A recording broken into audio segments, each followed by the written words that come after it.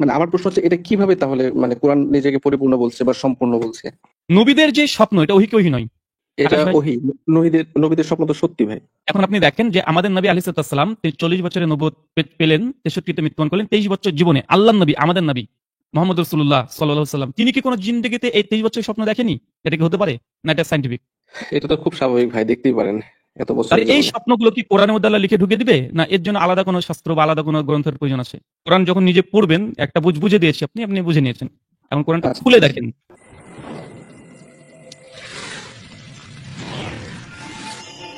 ভাই, আমি একটা বিষয় জানতে চাচ্ছি। বেশ কিছুদিন ধরে, প্রায় 7-8 মাস, আমি আরবি পড়তে পারি না, কোরআনের বাংলা যখন পড়লাম সম্পূর্ণ কোরআনটা, কোরআনের ম্যাক্সিমাম জায়গায় এই কিতাবকেই শুধুমাত্র মানতে বলছে।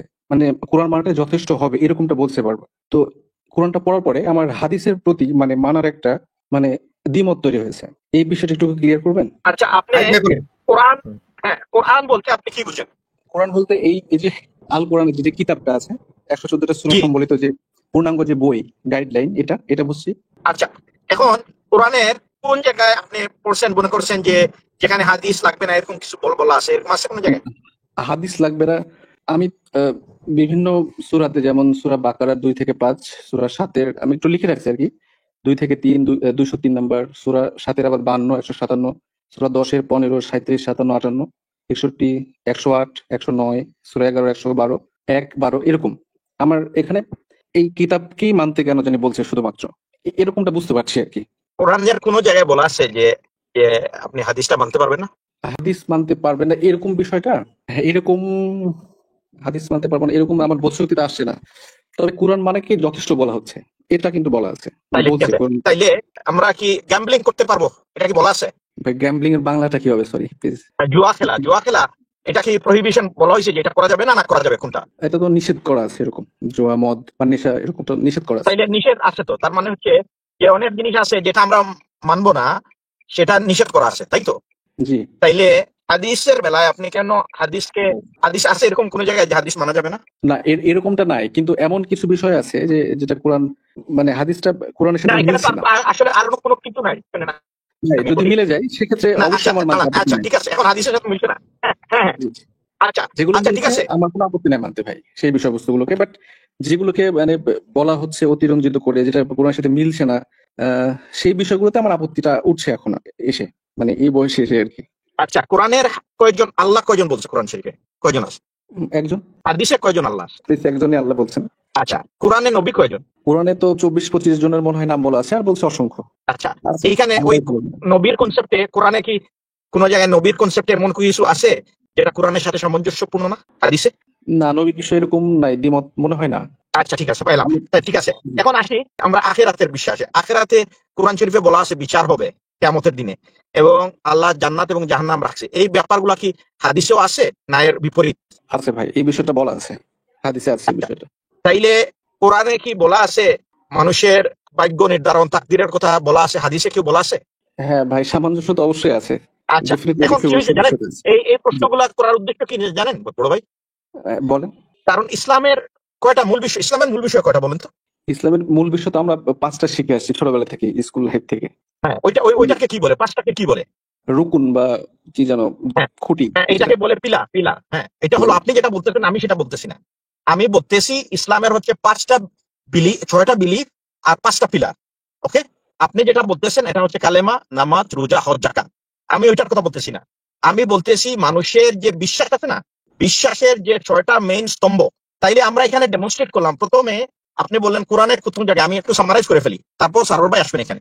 আপনি প্রথমে বলছেন যে ভাই আপনার ধারণা মতে আমি তো কোরআনে কোনো জায়গায় হাদিসের যে মানতে হবে এরকম পাইলাম না। তখন আপনি বললেন ঠিক আছে, আমি জিজ্ঞেস করলাম তখন যে হাদিস তো যে মানতে হবে না এরকম তো কোরআনে কোনো জায়গায় লেখা নাই। আপনি বলছেন হ্যাঁ নাই এরকম।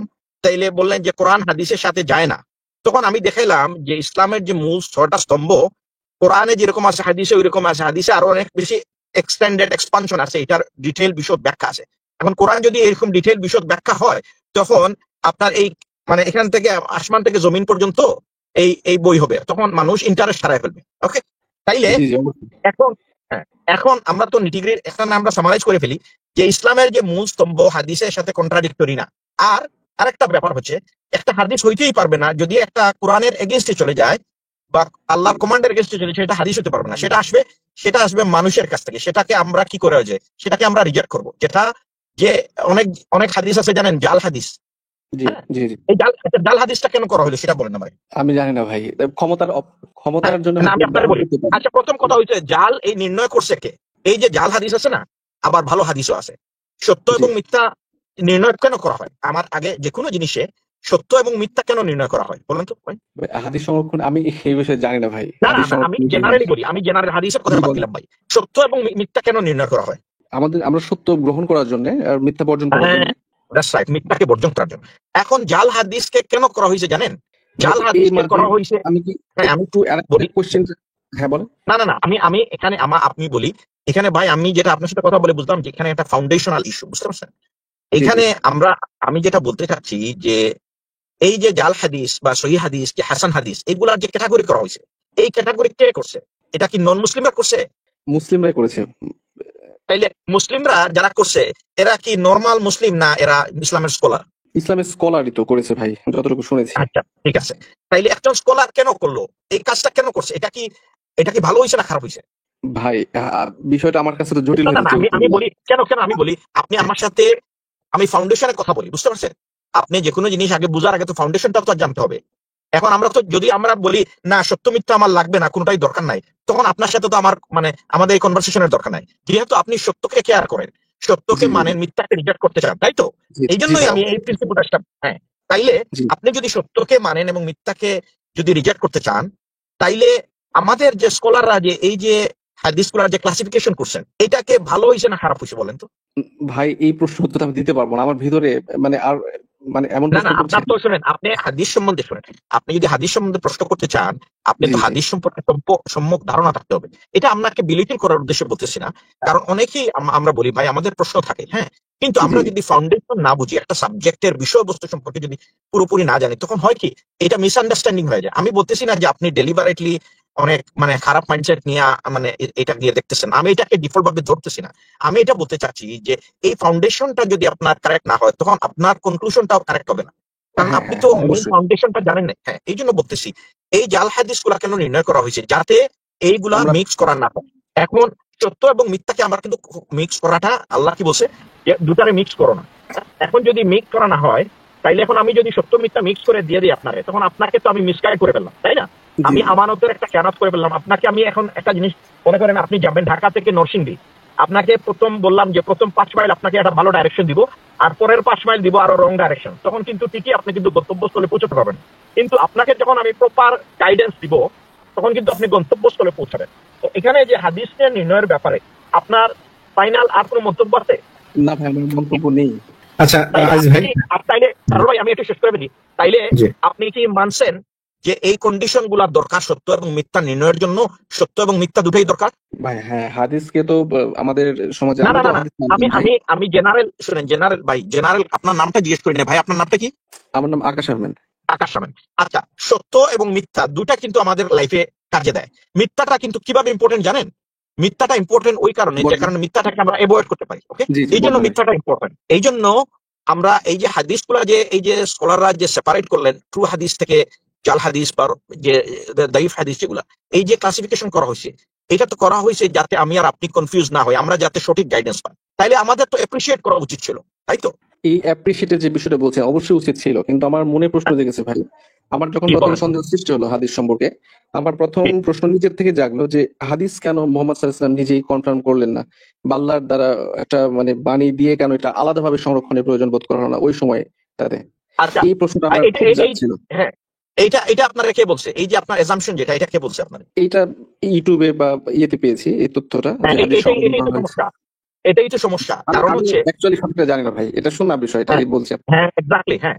এখন আমরা প্রফেট সাল্লাল্লাহু আলাইহি সাল্লামকে অনেক সময় দেখেছি, অনেক সময় অনেকের ইন্দা আরবিয়া যে সময় কোরআন রিবিল্ড হয়েছিল, তখন কিছু কিছু সাহাবাদেরকে, যারা কোরআনের ওনাদের পার্সোনাল কপি ছিল, ওনারা লিখতেন। কিছু কিছু সাহাবীদেরকে উনি নিষেধ করেছেন লেখার জন্য, যাতে কোরআনের সাথে হাদিসের মিক্সচার না হয়। আবার কিছু কিছু সাহাবাদের স্টোরি আমরা পাই, যারা হাদিস লিখেছেন প্রফেট সাল্লাল্লাহু আলাইহি ওয়াসাল্লামের সময়। তার মানে বুঝতে হবে প্রফেট সাল্লাল্লাহু আলাইহি ওয়াসাল্লামের এখানে উইজডম ছিল যে কারা রেকর্ড করতেছে, কারণ অনেক সময় দেখা যায় একজন প্রত্যেক সাহাবাদের তো সবার তো মানে ইন্টেলেকচুয়াল এবিলিটি যেটা, তারা তো সবাই আল্লাহর প্রিয় পাত্র। তো অনেক সময় দেখা গেছে যে তাদের মধ্যেও র্যাঙ্কিং ছিল, তাদের মধ্যে হাই অনেক যারা অনেক হাই ক্যালিবারের ছিলেন, যেমন আলী রাদিয়াল্লাহু ছিলেন, ওসমান ইবনে আফফান, ওমর ইবনে খাত্তাব, আবু বকর সিদ্দিক, এদের ক্যালিবার ছিল হাই, যারা অনেক কাজ করতে পারতেন, আবার কোরআন সংরক্ষণের দায়িত্বে ছিলেন, তাদের কাছ থেকে অনেক হাদিস আসছে। তার মানে দেখা গেল এই বিষয় বস্তু সম্পর্কে আপনার, আমি মনে করি ভাই আকাশ ভাই, আমি মনে করি আপনি একজন সিনসিয়ার পারসন, আপনি এগুলা দেখে আসবেন।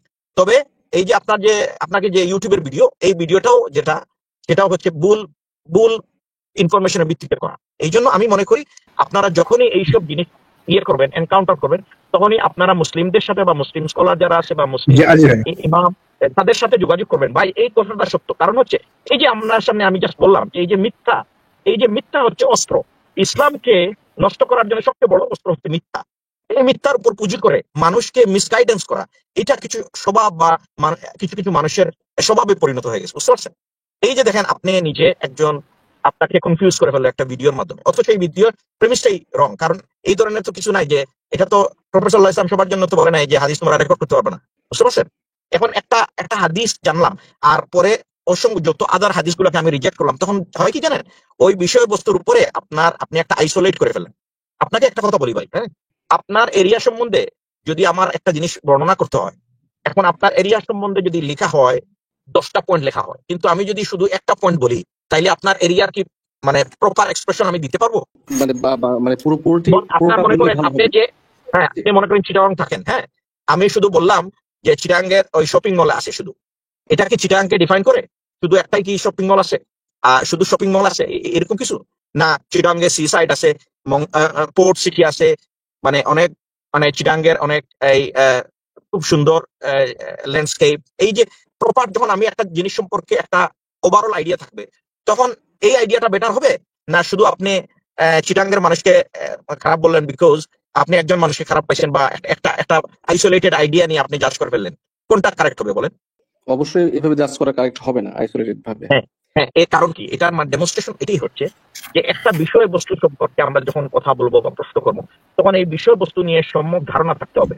তখন দেখা যাবে হ্যাঁ, আমি আসলে যদি এই হাদিস কিভাবে নির্ণয় হয়েছে বা হাদিস কিভাবে লেখা হয়েছে, এটা যদি আমি একটু জেনে নিতাম, তখন দেখা যেত এই ভিডিওগুলো আপনাকে কনফিউজ করতো না। এখন মুসলিমদের উদ্দেশ্যে আমি বলি, এবং এটা আমাকে বলি এবং সবাইকে বলতেছি, যে আল্লাহর কিন্তু কমান্ডমেন্ট ছিল, আল্লাহ প্রথমে বলতেছে ইকরা, হ্যাঁ রিড। কিন্তু আমরা কি করি, আমরা কেউ একটা বললো এটা নিয়ে আমরা দৌড় দিই, বুঝতে পারছেন? এটারে আমাদের ইমানও হারায় ফেলে। কিন্তু আমরা নিজেরা এই বিষয়বস্তু সম্পর্কে একটু যদি ঘাটাইতাম, তাইলে আমরা মুসলিমরা বা অনেকে যারা কনফিউজ হচ্ছেন, তারা কনফিউজ হইতেন না। তো এটাই হবে যে আমার পয়েন্ট ভাই।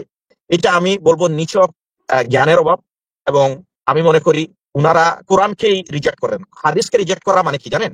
কোরআনকে রিজেক্ট করা। এখন কোরআনে যদি বলা হয়, এখন আমি আপনারে বলি, কোরআনে যদি বলা হয় আল্লাহ নবীকে মানো, এখন আপনি বললেন আমি আল্লাহ নবীকে মানবো না, তাইলে আপনি কোরআনকে মানলেন না ভাই, নবীকে না মানলে তো কোরআনে অস্তিত্ব থাকে না।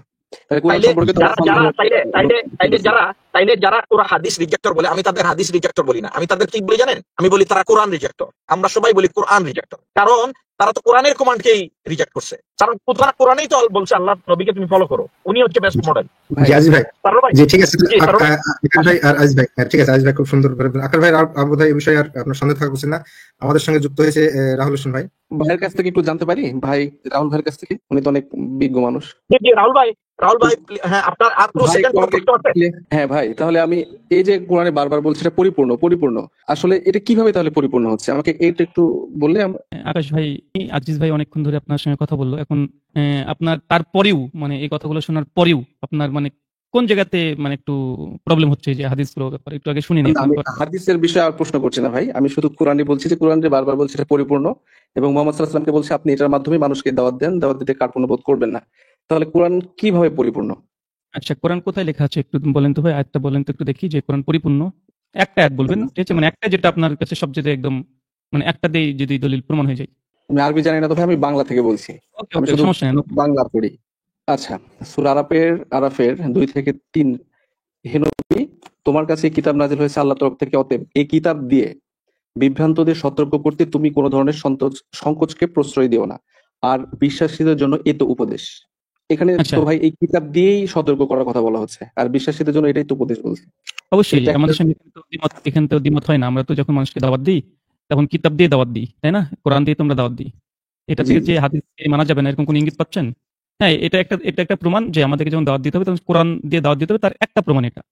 এটা তো হ্যাঁ ভাই হাদিস ডিনাই করে এরকম কোনো ইঙ্গিত পাচ্ছি না। ভাই এখানে আরো বলা হচ্ছে যে এখানে বিস্তর ভাবে বলা হচ্ছে বিভিন্ন আয়াতে, আমি তো হয়তো খুঁজলে বলতে পারবো। বলা হচ্ছে যে আর এখানে ছোট থেকে বড় পর্যন্ত। 27 নম্বর সূরার 1 নম্বর আয়াত যেটা বলছেন বের করেন, 27 এর 1।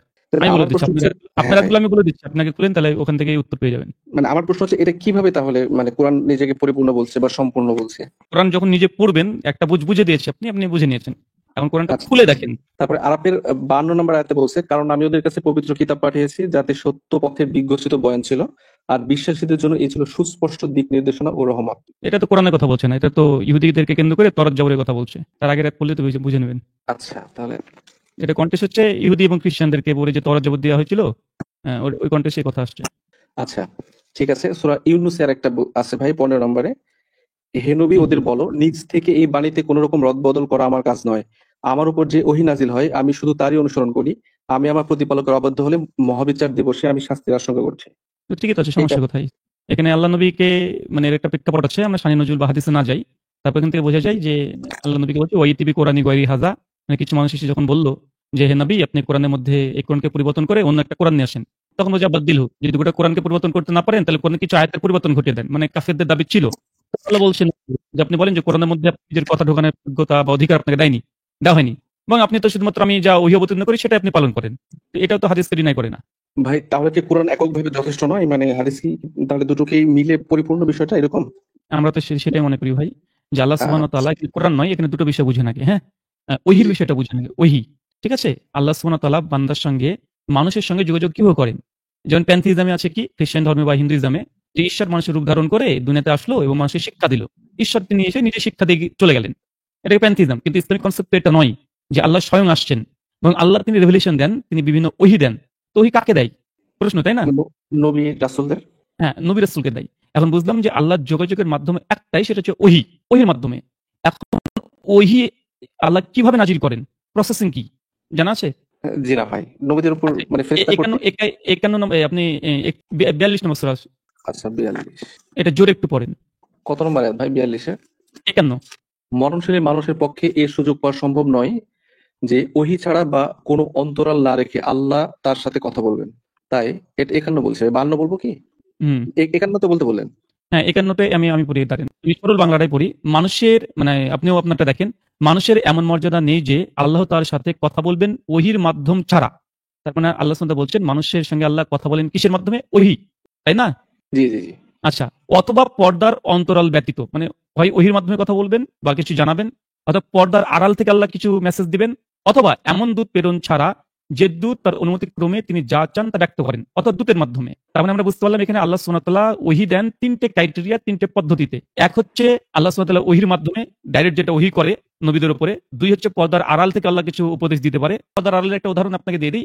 নবী মুসা মুসা আলাইহিস আলাইহিস সালাম, সালাম যখন হ্যাঁ আল্লাহকে হ্যাঁ দেখতে পেলেন তখন তিনি পর্দার আড়াল থেকে তিনি কথা বলেছিলেন। সূরা আরাফের 143 থেকে 147 আছে। আর 3 নম্বর হচ্ছে দূত, মানে ফেরেশতা জিবরিলের মাধ্যমে বা ফেরেশতার মাধ্যমে তিনি নবীদের কাছে কিছু বার্তা তিনি দেন। এটা তিনটে ওহীর ধারা প্রমাণ হলো তো নাকি? আমাদের একটা ভুল ধারণা কি জানেন? আমরা মনে করি বা এই যে হাদিস অস্বীকারীরা মনে করে যে আল্লাহ বান্দার সঙ্গে যোগাযোগ করেন কিতাবের মাধ্যমে। কিতাবের বহির্ভূত তিনি কোনো ওহী করেন না। কিতাবের বহির্ভূত কোনো আদেশ নিষেধ উপদেশ দেন না। এটা ভুল জি ধারণা। জি জি। জি ভাই কিন্তু এটাই। কোরআন খণ্ডন করছে। কোরআন খণ্ডন করছে না। মুসা নবীর সঙ্গে আল্লাহ যখন কথা বলেছিলেন তুর পাহাড়ের ওখানে, ওটা কি কিতাব দিয়ে না সরাসরি ওটা সরাসরি? আড়াল থেকে? কোন কিতাবের মাধ্যমে তো না, নিঃসন্দেহে। না না। এখন দেখেন এখানে তিন ধরনের। এক হচ্ছে তাহলে এই আমাদের নবী মুহাম্মদ সাল্লাল্লাহু আলাইহি ওয়াসাল্লামের সঙ্গে কি আল্লাহ পর্দার আড়াল থেকে কথা বলেনি? বলেছে। সূরা বানী ইসরাঈল 1 নম্বর আয়াত, যখন তিনি মেরাজে গেলেন আল্লাহ সুবহানাহু ওয়া তাআলার সঙ্গে যে কথোপকথন হয়েছে ওটা কি কিতাবের মাধ্যমে না সরাসরি? বুঝতে পারছেন? রাহুল ভাই, হ্যাঁ, একটা পয়েন্ট এড করে দেন। এই এই যে ইয়ার যে মুসা আলাইহিস ইসলামের মাকে যে আল্লাহ ইন্সপায়ার করছেন আরেকটা ওয়ে, যেটা ইলহামের মাধ্যমে, এটা আর জি, ওটাও আছে। মৌমাছিকে ওহী করার কথা আছে, মুসা নবীর মায়ের সঙ্গে কথা বলার কথা আছে। আর অনেক জায়গা আছে মৌমাছিকে আল্লাহ ওহী করেন এমন বর্ণনা আছে কোরআনে সূরা আনকাবুতে। মানে ওটা আমি যাবো, আগে তিনটে যাই তারপর আমি ওই ক্যাটাগরিতে যাবো, ওই ধরন। জি ভাই বুঝতে পারছি। রাহুল ভাই উনি মনে হয় বুঝতে পারছেন আপনার পয়েন্টটা। আকাশ ভাই বুঝতে পেরেছেন? জি আলহামদুলিল্লাহ হ্যাঁ। বুঝতে পেরেছি। আচ্ছা, এখানে আরেকটা বিষয় মনে করে দিই। ওহির আরেকটা ক্যাটাগরি আপনাকে দেখাই। ওহির আরেকটা ক্যাটাগরি হচ্ছে নবীদের স্বপ্ন, যেটা সূরা সাফফাত 37 নম্বর সূরার 100 থেকে 108 নম্বর আয়াত পর্যন্ত পড়লে দেখবেন নবী ইব্রাহিমকে আল্লাহ স্বপ্নে দেখাচ্ছেন যে তার সন্তানকে কুরবানি করার কথা। আর নবী ইব্রাহিম সেই স্বপ্নটাকে নিয়ে তার সন্তানকে বললেন, সন্তান বললেন যে আমাকে সবরকারীর মধ্যে পাবেন, আপনি চলেন। নবীদের যে স্বপ্ন এটা ওহী কি ওহী নয়? এটা আকাশ ভাই? ওহী, নবীদের স্বপ্ন তো সত্যি ভাই, তাদের ওকে, তো আল্লাহ আচ্ছা। তরফ এখন থেকে। আপনি দেখেন যে আমাদের নবী আলাইহিস সালাম তিনি 40 বছরে নবুয়ত পেলেন, 63 মৃত্যুবরণ করলেন, 23 বছর জীবনে আল্লাহর নবী, আমাদের নবী মুহাম্মদ রাসূলুল্লাহ সাল্লাল্লাহু আলাইহি ওয়াসাল্লাম তিনি কি কোন জিন্দেগিতে এই 23 বছরের স্বপ্ন দেখেনি? এটা কি হতে পারে? না এটা সায়েন্টিফিক? এটা তো খুব স্বাভাবিক ভাই, দেখতেই পারেন এত তাহলে বছরের এই জীবনে। স্বপ্নগুলো কি কোরআনের মধ্যে আল্লাহ লিখে ঢুকিয়ে দিবে? না এর জন্য আলাদা কোনো শাস্ত্র বা আলাদা কোনো গ্রন্থের প্রয়োজন আছে? এভাবে চিন্তা করতে ভাই প্রয়োজন আছে মনে হচ্ছে। তার মানে নবীর যে স্বপ্ন এগুলো যদি ওহী হয়ে থাকে তাহলে এটার জন্য তো নিঃসন্দেহে কোরআনে থাকবে না। কোরআন বহির্ভূত, কিতাব বহির্ভূত ওহী যেগুলোকে সংরক্ষণ করার দরকার আছে। আছে না নাই? এভাবে যদি বলেন তাহলে আছে, ওকে। কিন্তু ভাই না আমার এখানে সঙ্গে একমত হতে হবে না। আপনি চাইলে দ্বিমত হ্যাঁ, করতে পারেন। না একমত আমার হতে হবে না। যদি আমার দ্বিমত নাই, বাট এখানে বিশ্বস্ততার কি একটা প্রশ্ন উঠছে না? অবশ্যই সেদিকে যাব। যে মোহাম্মদ সাল্লাল্লাহু আলাইহি ওয়াসাল্লাম, এটা নিঃসন্দেহে ভাই নবীরা যেটা বলছেন সেটা 100% সঠিক। ওকে, ওকে। এখন কিন্তু আপনি আগে প্রশ্ন হচ্ছে যে মোহাম্মদ বুঝেন। সাল্লাল্লাহু আলাইহি ওয়াসাল্লামই বলেছেন কিনা এটুকুই জাস্ট। ওকে, ওকে, এটা ওকে। না কনফার্ম আপনার আগে আমাদের আগের মানতে আগের হবে যে না। প্রশ্ন ছিল যে কোরআন স্পষ্ট, ক্লিয়ার, ডিটেইল, বিস্তারিত, বিস্তীর্ণ আছে। এখন জি, আমাদের এখানে এতটুকু আগে সিদ্ধান্ত আসতে হবে যে আল্লাহ কিতাবের বহির্ভূত নবীদের সঙ্গে কথা বলতেন, ওহী দিতেন। তারপরে আমরা সেই ওহীগুলো সংরক্ষিত হয়েছে কি হয়নি, কতটুকু অথেন্টিসিটি ওটা আমরা আলাদা ইস্যু, আলাদা জায়গায় আমরা আলোচনা করব নেক্সট। জি, আচ্ছা, আপনাকে আরেকটা প্রমাণ দিই। আচ্ছা, নবী আদম আলাইহিস সালামের ঘটনা জানা আছে আপনার? তেনাকে জান্নাত আল্লাহ যখন তৈরি করলেন, ফেরেশতাদেরকে বললেন তোমরা তাকে সিজদা করো। এই যে বিস্তীর্ণ ঘটনা। তারপরে আল্লাহ জি, সুবহানাহু ওয়া তাআলা যখন আদেশকে লঙ্ঘন করলেন তখন আল্লাহ বলল যে তুমি জান্নাত থেকে নেমে পড়ো। আল্লাহ বললেন আদম তুমি গাছে কাছে যাবে না। তারপরে গাছে কাছে গেল। তারপরে তারা ভুল বুঝতে পারলো। তারপর রাব্বানা জালামনা আনফুসানা দোয়া পড়লো, আল্লাহ শিখিয়ে দিলেন। জি। এই যে ডিটেইল ঘটনা নবী আদমের সঙ্গে আল্লাহ কথা বলছেন, এগুলো কি কিতাবের মাধ্যমে কিতাব দিয়ে কথা বলেছেন না সরাসরি তিনি এই আদেশ নিষেধ উপদেশগুলো দিয়েছিলেন? ওই সময় তো সরাসরি বলেছেন। ওই তাহলে সময় বোঝা ওই গেল সময় তো আবার বোঝা যাচ্ছে যে আল্লাহ কিতাবের বহির্ভূত নবীদেরকে ওহী প্রত্যাদেশ করতেন। এবার আসেন নবী মুসা আলাইহিস সালামের জীবনী। মুসা নবীর যদি জীবনী সূরা তোহা পড়েন প্রথম আয়াত থেকে একদম ডিটেইল পেয়ে যাবেন, সূরা আরাফ গুলো পেয়ে যাবেন। তো মুসা নবীর যে জীবনের যে দীর্ঘ দাওয়াতি কার্যক্রম, মুসা নবীকে তওরাত আল্লাহ কখন দিয়েছে? তওরাত তো দিয়েছে ফিরআউনকে পানিতে চুবিয়ে দেওয়ার পরে। সূরা আরাফের 145 নম্বর আয়াতের পরে দেখবেন যে তাকে দেওয়া জি, হচ্ছে জি, তুর পাহাড়ে। তো নবী মুসাকে যে আল্লাহ এতদিন বললে মুসা তুমি ফেরাউনের কাছে যাও, তুমি তাকে দাওয়াত দাও। আল্লাহকে বলল যে আল্লাহ আমি তো কিভাবে যাবো, তো অনেক শক্তিশালী, আমার ভাইকেও তুমি নবুয়ত দাও। আল্লাহ তার ভাইকে সহকারী বানিয়ে দিলেন। ফিরআউনের দরবারে গেলেন। আল্লাহ বলছে মুসা ফিরআউন সীমালঙ্ঘন করেছে। তারপরে অনেক জাদু আল্লাহ হাতে কি মুসা বলছে যে লাঠি বলছে ফেলে দাও, সাপ হয়ে গেল। তারপরে ওই যে সমুদ্রকে দুই ভাগ করে দাও। এই যে ডিটেইল ঘটনা আল্লাহ যে কথা বলছেন নবী মুসার সঙ্গে দুনিয়াতে পৃথিবীতেই, এটা কি কিতাব দিয়ে করছিল না সরাসরি আল্লাহ ওহী প্রত্যাদেশ করছিল? মানে আগে তো তিনি সরাসরি কথা বলতেন। হ্যাঁ, মানে তো শেষের দিকে এসে তাকে কিতাব দিচ্ছে, তাই তো? শেষের দিকে। জি, জি, জি, তার একসাথে মানে একবারই এখান থেকে হ্যাঁ, তার মানে শেষের দিকে সে কিতাব দিচ্ছে। কিন্তু এই যে দীর্ঘ তার দাওয়াতি পদ্ধতি এটা হয়েছে সরাসরি আল্লাহর ওহীর মাধ্যমে। নিজের মন গড়া তো নবী মুসা আলাইহিস সালাম কিছু করেনি, তাই না? না। জি, তো এখন আপনাকে কোরআন থেকে এরকমই শত শত আয়াত ঘটনা দেখাতে পারবো যেখানে আল্লাহ কিতাবের বহির্ভূত নবীর সঙ্গে কথা বলতেন। জি, ঠিক আছে? জি ভাই। ওকে। সূরা তাহরিম খুলেন তো 66 নম্বর সূরা 3 নম্বর আয়াত একটু জোরে পড়েন। স্মরণ করো, নবী তার স্ত্রীদের একজনকে একান্তে কিছু বলেছিলেন, তারপর সেই স্ত্রী তা অন্যকে বলে দেয়, আর আল্লাহ নবীকে তা জানিয়ে দেন। তখন নবী সেই স্ত্রীকে এই বিষয়ে সতর্ক করলো, কিছু বিষয় এড়িয়ে গেল। নবী সেই স্ত্রীকে কিছু বলার পর স্ত্রী তাকে জিজ্ঞেস করলো, সে কথা জানালো, মানে কে এ কথা জানালো? নবী বলল, আমাকে জানিয়েছেন তিনি যিনি সর্বজ্ঞ সম্যক অবগত। ভাই এখানে বোঝা যাচ্ছে যে আল্লাহ ওনাকে সরাসরি জানিয়েছেন, এরকমটা মানে কোনো ইয়ে ছাড়াই। জি, জি। তার মানে বোঝা যাচ্ছে যে একটা গোপন কথা নবীর স্ত্রীগণ বলে দিয়েছিল একজন স্ত্রীকে। তারপরে আল্লাহ নবী সেটা জেনে নিলেন যে কে বলেছে, কে বলেছে বিস্তারিত তিনি জেনে নিলেন। তখন নবীর স্ত্রী অবাক হয়ে বলে যে ইয়া রাসূলুল্লাহ আপনাকে এই কথা কে বলল? তখন আল্লাহ নবী বলছে এটা আমাকে আল্লাহ জানিয়েছে। তো আল্লাহ জানালে তো কোরআনে থাকার কথা, তাই না? তো আল্লাহ যে জানিয়েছেন এই কথাটা কোরআনে কি কোনো আয়াত দ্বারা প্রমাণিত? যে কোন আয়াতে না, এই বিষয়ে কিছু বলা নেই। তাহলে বোঝা যাচ্ছে যে আল্লাহ নবীকেও, আমাদের নবীকেও তিনি কোরআনের বহির্ভূত কিছু কথা তিনি বলতেন, কিছু ওহী করতেন, প্রত্যাদেশ করতেন। প্রমাণ হচ্ছে কি হচ্ছে না? জি, এটা তো বলতেন, এটা বোঝা যাচ্ছে। জি, জি, জি। তো আমি এখান থেকে এতক্ষণ ধরে প্রমাণ করতে চাইলাম যে আল্লাহ সুবহানাহু ওয়া তাআলা নবীদের সঙ্গে ওহীর ক্যাটেগরি আছে তার মানে।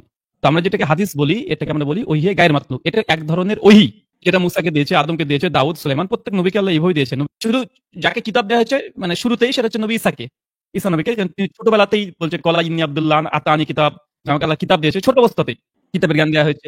আমরা এখন এতটুকু যে কিতাবের বহির্ভূত নবীদের ওহী করা হয়েছে সেটা কোরআন দ্বারা প্রমাণিত এবং কোরআনে আপনি যতগুলো আয়াত বলেছেন এখন পর্যন্ত সেখানে কোরআনকে যে মানে পরিপূর্ণ এর মধ্যে সমস্ত কিছু আছে এমন আয়াত এখন পর্যন্ত আমরা পেলাম না। আছে এই আয়াত আছে যে আমি কোরআনকে স্পষ্ট বিস্তারিত ব্যাখ্যা সহ নাজিল করেছি। ঠিক জি, আছে? জি, জি, এখন অভিযোগ হচ্ছে বা জবাব প্রশ্ন হচ্ছে এটা যে ভাই কোরআন তো স্পষ্ট বিস্তারিত ব্যাখ্যা সহই আল্লাহ দিয়ে দিয়েছে। তাহলে এরপর আবার অন্য কোনো কিছুর দরকার কি? তাই না? জি, সূরা আরাফ 145 নম্বর আয়াত বের করেন। জি, পড়বো। আজিজ ভাই আমি একটু বেশি সময় নিয়ে নিচ্ছি ভাইয়ের কাছে মানে যে ভাই যেহেতু একটু কনফিউজ আছে। না না রাহুল ভাই কন্টিনিউ ইনশাআল্লাহ, জাযাকাল্লাহ খাইর, কন্টিনিউ ইনশাআল্লাহ। ভাই আমাকে বললে আমি খুব খুশি হব, একটু সময় দেন আমাকে, আমি একটু কনফিউশনে আছি আসলে। জি, জি, জি। জি, 145। এরপর আমি জি মুসাকে পড়েন। সকল বিষয়ের স্পষ্ট ব্যাখ্যা সহ বিধিবিধান ফলকে লিপিবদ্ধ করে দিলাম।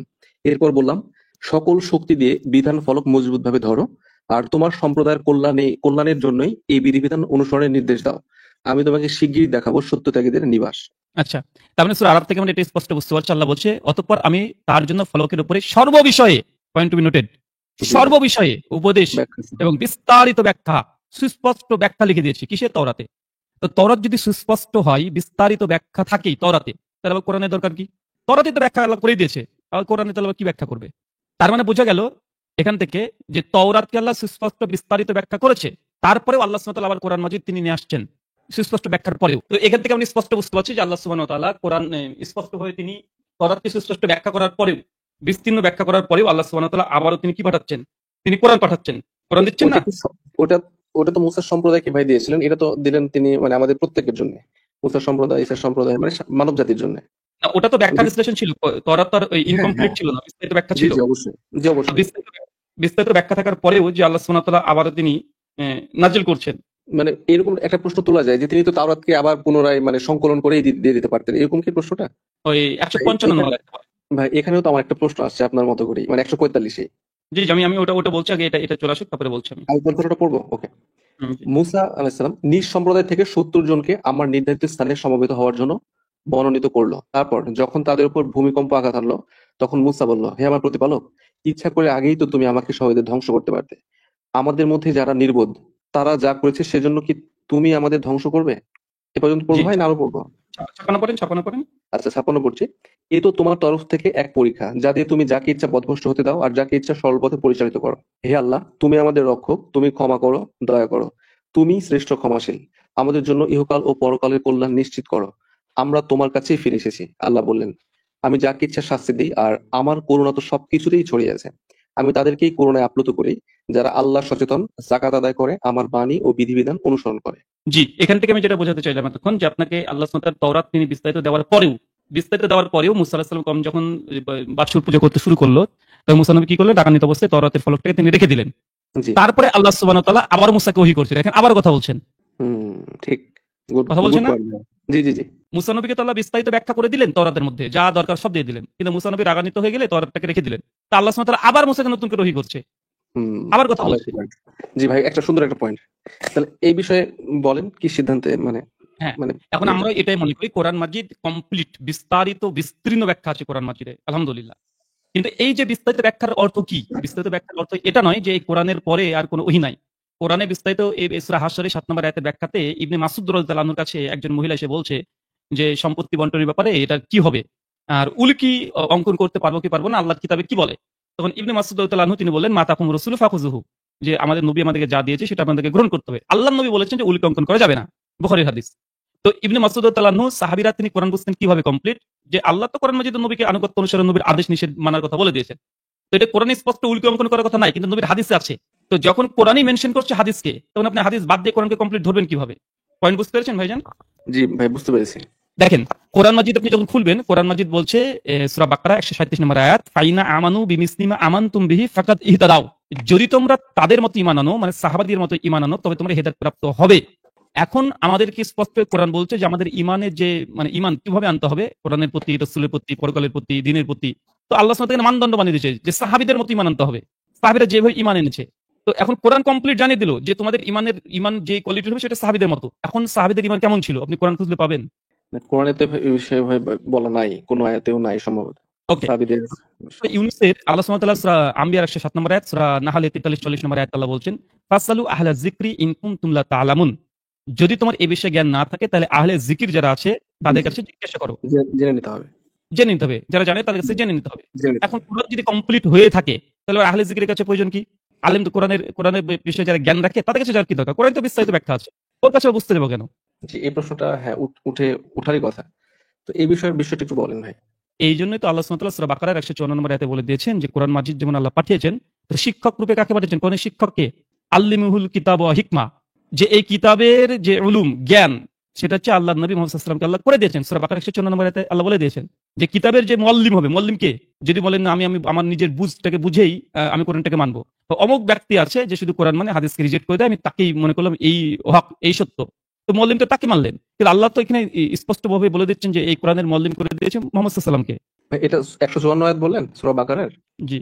এখানে বাকারা 154 বলছে, হে বিশ্বাসীগণ, যারা আল্লাহর পথে নিহত হয় তাদের মৃত বলো না, প্রকৃতপক্ষে তারা জীবিত। এটা বলছে। সরি তাহলে একটু দেখেন তো। হ্যাঁ, একটু ভুল হয়েছে আমার, একটু ভুল হয়েছে। 1 মিনিট হ্যাঁ। আমি আপনাকে দিয়ে দিচ্ছি। সূরা ইমরান আছে, একটা অনেক জায়গাতে আছে। 1 সেকেন্ড। আচ্ছা, এটা সূরা জুমআ 2 নম্বর আয়াতে আছে। আর সূরা বাকারার ওটা 151, 154 বলেছিলাম, ওটা 151 হবে। বাকারা দেখবো। হ্যাঁ, দেখতে পারেন। হ্যাঁ, এই জন্য আমি তোমাদের মধ্যে থেকে একজনকে রাসূল মনোনীত করে তোমাদের কাছে পাঠিয়েছি, যে আমার সত্যবাণী তোমাদেরকে শোনায়, তোমাদের জীবনকে পরিশুদ্ধ করে, কিতাব ও হিকমত শিক্ষা দেয়, আর তোমাদের সেই সত্য সময় জানায় যা তোমরা জানতে না। আচ্ছা, এখানে দেখেন ওই যে রাসূলের দায়িত্ব কি আল্লাহ সেখানে পরিষ্কারভাবে বলে দিচ্ছেন। তিনি বলছেন যে আমি তোমাদের মধ্যে থেকে তোমাদের জন্য, মানে তোমাদের মধ্যে থেকে তোমাদের জন্যই একজন রাসূলকে প্রেরণ করেছি, যিনি তোমাদের নিকটে আমার আয়াত তেলাওয়াত করে, মানে নবীর কাজকে আজকে পড়ে, মানে রিডিং পড়বে। এটা শুধু পড়া কাজ। তারপরে কি কাজ বলছেন তিনি? আর তোমাদের শিক্ষা দেবেন। কি শিক্ষা দিবেন? মানে কোরআন তো তেলাওয়াত করা, এটা একটা কাজ, তাই না? একটা কাজ, এটা নবীর কাজ যে কোরআন শেখাবে, কোরআনের তেলাওয়াত শিখাবে। আর 2 নম্বর কাজ হচ্ছে কোরআন শুধু শেখা নয়, এটা শিক্ষাও দিবে। তো কোরআন মাজিদ থেকে পড়ে নবীর যে বুঝ, এই বুঝটা তিনি উম্মতকে জানাবেন। 3 নম্বর, জি। এবং এখান থেকে তিনি হিকমা শিক্ষা দিবেন। আর তিনি শিক্ষা দিবেন হিকমা। হিকমা কি? এখন প্রশ্ন আসবে না? যেখানে তো হ্যাঁ, তেলাওয়াত এই করলো। প্রশ্ন আমি প্রাথমিক করতে চেয়েছিলাম ভাই, যে এই হিকমাটা কি আসলে, জ্ঞান এবং হিকমা, এই বিষয়ে আমি প্রশ্ন করতাম, পরবর্তীতে এখন উঠে আসলো। আসলে জ্ঞান জি। কি জিনিস আর হিকমা কি জিনিস, দুটো কি একই নাকি আলাদা? এই বিষয়টি না, বললে ভালো হতো। দুটোর মধ্যে পার্থক্য আছে। একটা জ্ঞান, একটা হিকমা। হিকমা হচ্ছে প্রজ্ঞা। প্রজ্ঞা হ্যাঁ, মানে এটা আপনি কি? একটা পড়লেন, আপনার একটা জ্ঞান আছে। এই জ্ঞান তো সবাই যখন একটা জিনিস পড়লো, পড়ে একটা জিনিস বুঝতে পারলো। আর হিকমা এই পড়াটার গভীর যে জ্ঞান, তাত্ত্বিক জ্ঞান, যে জ্ঞানটা সকলের কাছে থাকে না, সকলে পায় না। আর নবীর কাজ হচ্ছে এটা, কোরআন পড়বে, তিনি পড়ানো শিখাবে, তেলাওয়াত করা শিখাবে। তারপরে কোরআন মাজিদ থেকে তিনি মানুষকে শিক্ষা দিবে, মানে বাহ্যিক যেগুলো আছে, এবং এর তাত্ত্বিক বিষয়গুলোকে তিনি মানুষের কাছে জানাবেন। কোরআন জি আপনি ভাই। পড়লেন, পড়ে বুঝলেন, ঠিক আছে, সমস্যা নেই, কোরআন পড়ে আপনি বুঝতে পারবেন। কিন্তু এই যে হিকমা, এই হিকমা আপনার কাছে, যে হিকমা যে আল্লাহ যে অবতীর্ণ করেন, এর কোনো প্রমাণ আছে? না, এটা তো অবশ্যই প্রমাণ নাই। বা পৃথিবীর কোনো মানুষকে আল্লাহ হিকমা দেয়, এরকম প্রমাণ আছে? না। নবী ছাড়া আল্লাহ হিকমা দিয়েছিলেন লুকমান হাকিম, জি জি জি জি জি। তাকে আল্লাহ হিকমা দিয়েছিল। তো এটা তো পছন্দনীয়, আল্লাহ ব্যক্তি একজনকে হিকমা দিয়েছিল। খিজিরকে মানে আল্লাহ উনি হিকমা নবী না, দিয়েছিল। উনি তো নবী ছিলেন না মনে হয়, কিন্তু জি জি সাধারণ মানুষই ছিলেন। জি। তো খিজির আলাইহিস আবার সালামকে আল্লাহ জি হিকমা জি জি দিয়েছিল, জি। তাই না? ওইটা তো বুঝতে এই যে পেরেছি, জি। হিকমা, তার মানে বোঝা যাচ্ছে জ্ঞান, মানে একটা জ্ঞান তো সকলেরই আছে, কিন্তু খিজিরকে আল্লাহ এক্সট্রা হিকমা কি দিলেন? আবার লুকমানকে জ্ঞান তো সকলের আছে, লুকমান আলাইহিস সালামকে আল্লাহ ইলম দিয়েছে, সঙ্গে হিকমা দিলেন। তো হিকমা কি? তার মানে বোঝা যাচ্ছে এই ইলম, মানে জ্ঞানের বহির্ভূত, জ্ঞানের চাইতেও কোনো অন্য কিছু হিকমাটা। তো এই হিকমা দিয়েই আমাদের দাবি, যে হিকমা বলতে এখানে আল্লাহ রাসূলের উপরে যে এক্সট্রা যে ওহী অবতীর্ণ হতেন। জি ভাই, বুঝতে বুঝতে পারলেন? পেরেছি। জি, আলহামদুলিল্লাহ।